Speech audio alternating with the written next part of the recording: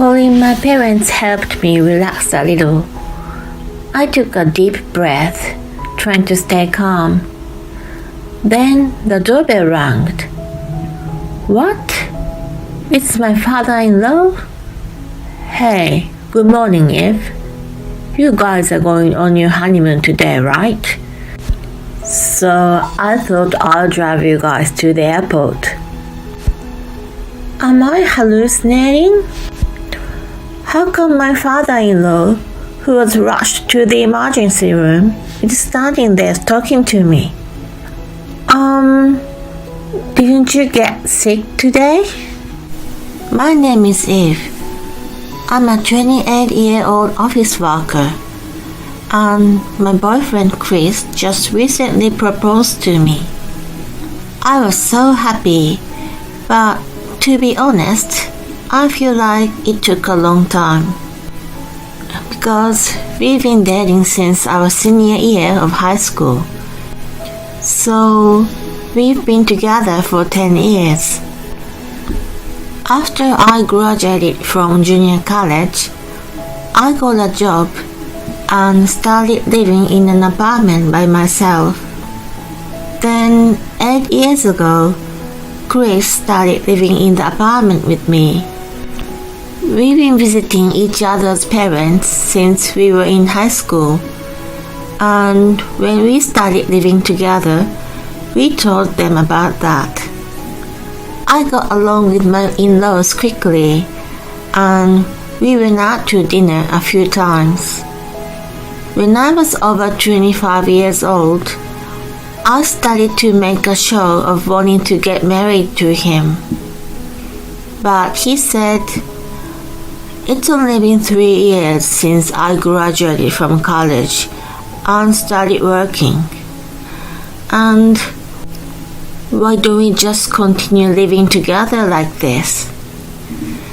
He was not very positive about marriage. I told him that since I was already 28 years old, I was considering leaving him if our relationship wouldn't progress any further. Then a little while later, he finally asked me to marry him.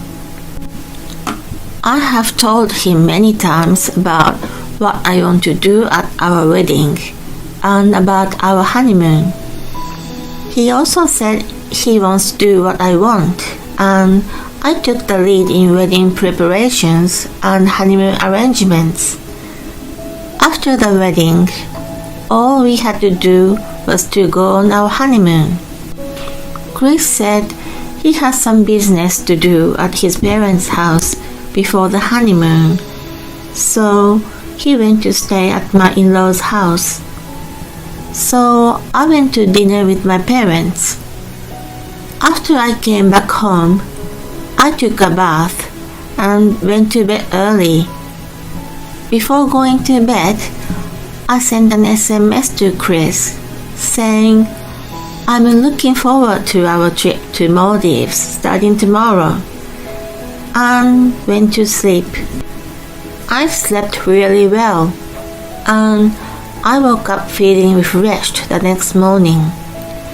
I was sure I'll be able to enjoy my trip a lot. I was going to meet Chris at the airport, so I was getting ready alone.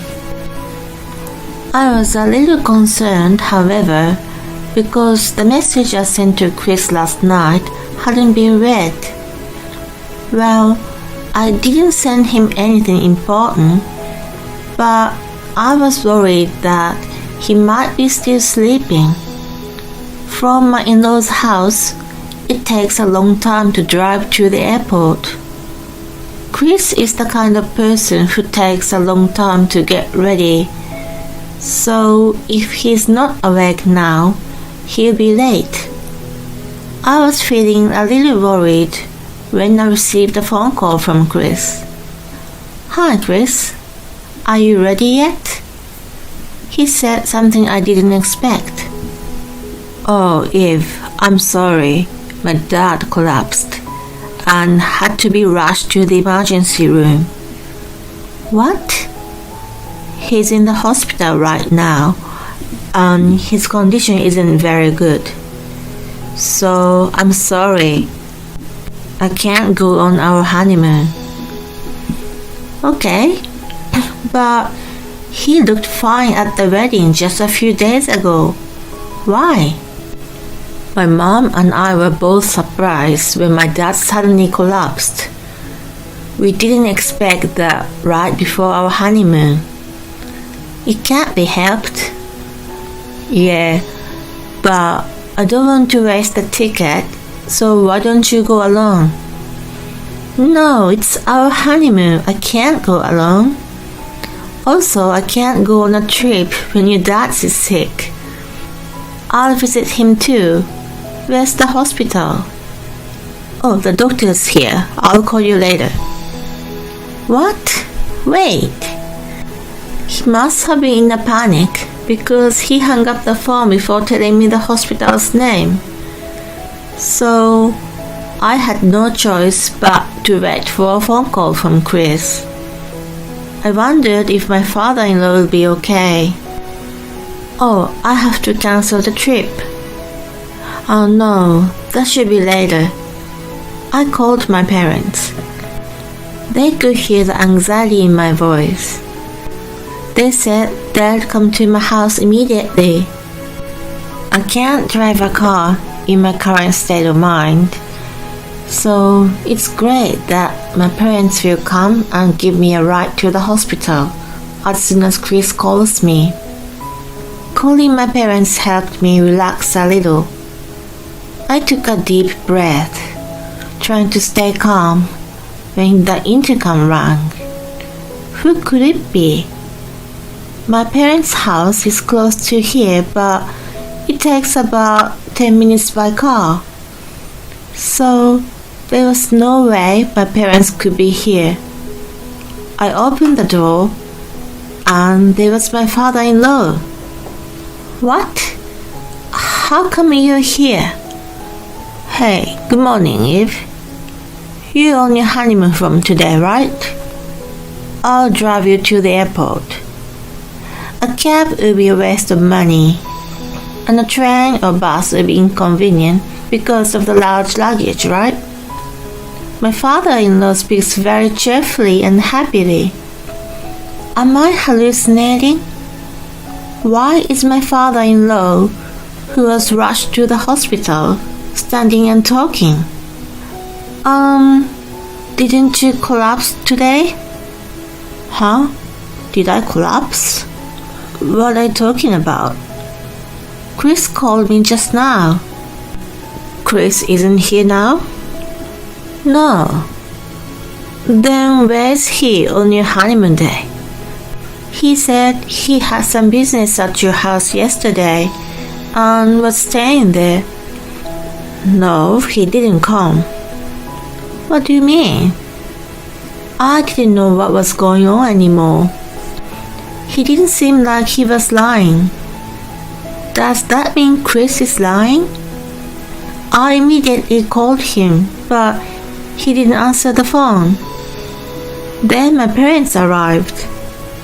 My parents got out of the car in a panic, but were surprised to see my father-in-law standing normally in front of them. Hey, what's going on? I heard Chris's dad collapsed. My father-in-law said, Excuse me, it seems like my stupid son lied to Eve. He apologized to my parents. What the hell is he thinking? I thought Chris must be doing something bad. My father-in-law and my parents came inside the house and we set things straight. First of all, Chris didn't stay at my parents-in-law's house yesterday. That means he's doing something or going somewhere. My father-in-law was very furious that Chris lied that he collapsed. I thought Chris is probably telling my father-in-law that he's on his honeymoon with me. So I asked my father-in-law to call Chris. Then he answered the phone. Chris, where are you? I'm at the airport. It's almost time for boarding and I don't have time to talk to you. We're gonna trip to Maldives for 3 nights and 4 days. Right. Enjoy your honeymoon. Oh hey, can you put Eve on the phone for me?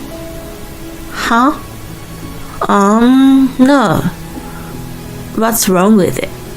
You don't have much time, do you? It won't take long. No, Eve's in the bathroom right now. Oh well, that's okay then. Enjoy your honeymoon. Yeah, thanks. Mary wanted me to get you some things in Maldives, so I'll send you a list via SMS later. What? I gotta go. Hey. My father-in-law hung up the phone. Then I researched the standard Maldivian souvenirs and made a list. Then my father-in-law sent it to Chris via SMS.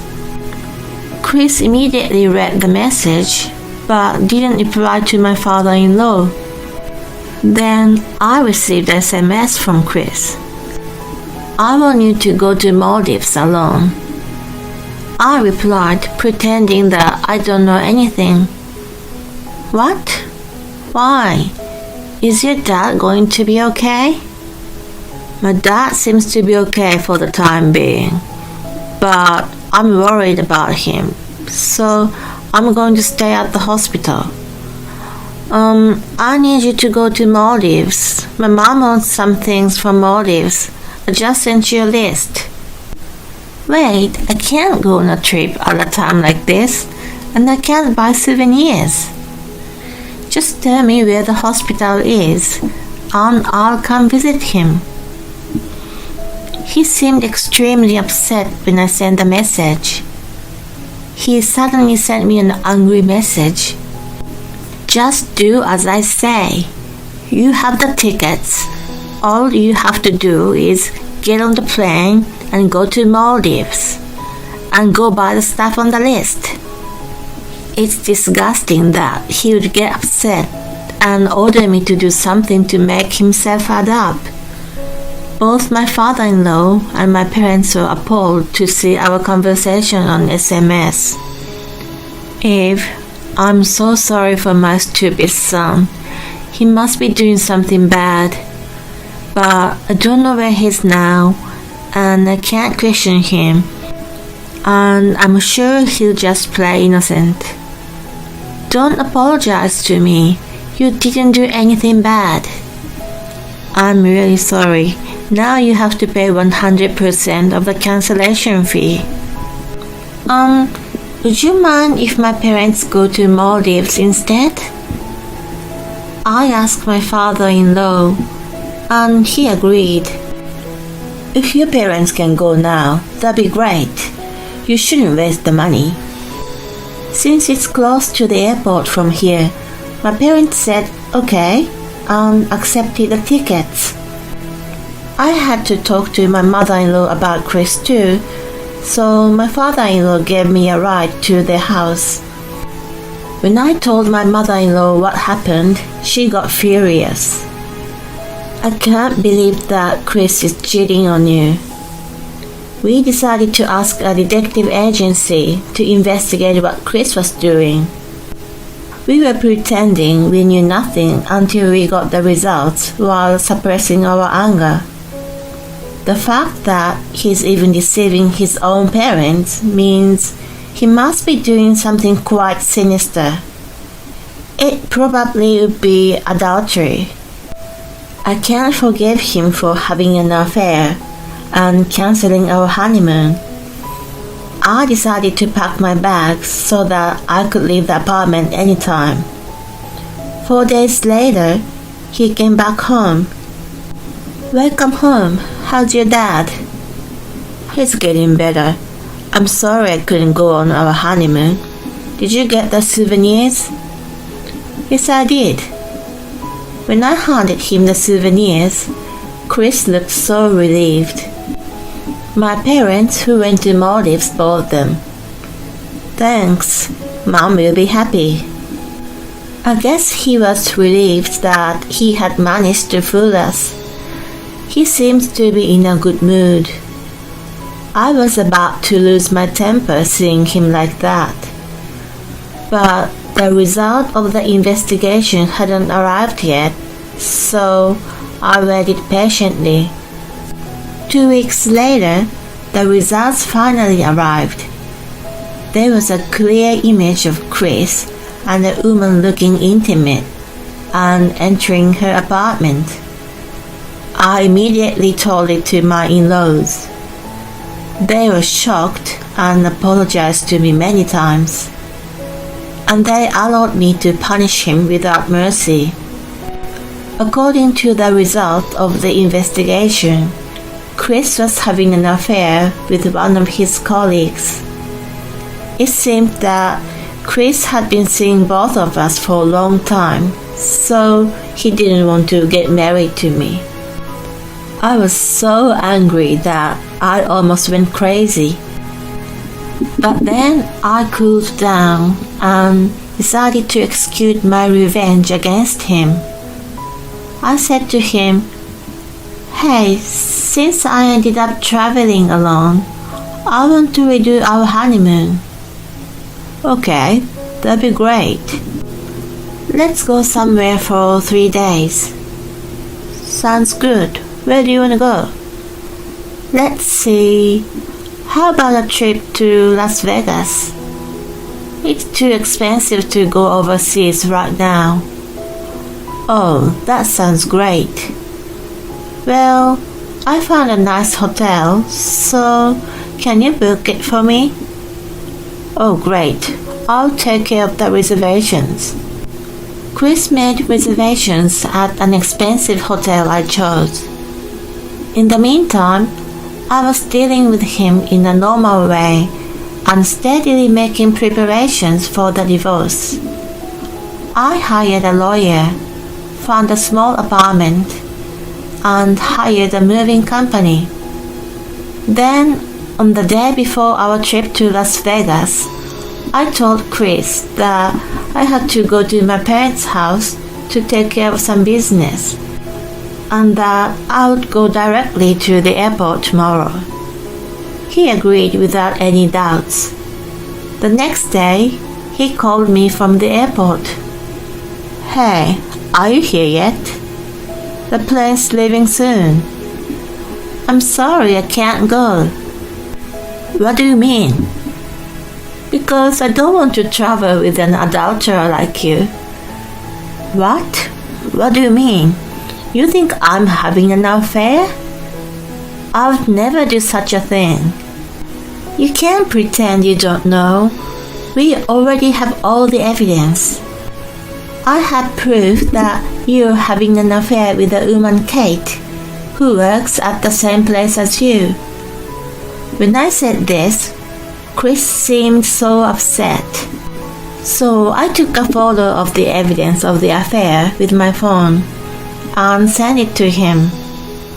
"Oh, unfortunately, you can't say any excuses. It's disgusting that you had to cancel our honeymoon to see your affair partner." "Wait, I had no choice then." "What do you mean you didn't have a choice?" "When I told her I was getting married to you, she got really jealous and told me that if I didn't cancel our honeymoon and go on a trip with her, she would tell about our relationship to the whole company." "So you chose to go on a trip with her because you were threatened?" "That's right. So I had no choice." "What does he mean by I had no choice?" "It was his fault for dating 2 women at the same time." "Anyway, I don't care about that anymore, but I'm definitely going to ask for a divorce and an alimony." "Wait, let's talk about it." "No, I don't want to see you anymore." "The movers will be here soon to move my stuff to the new apartment.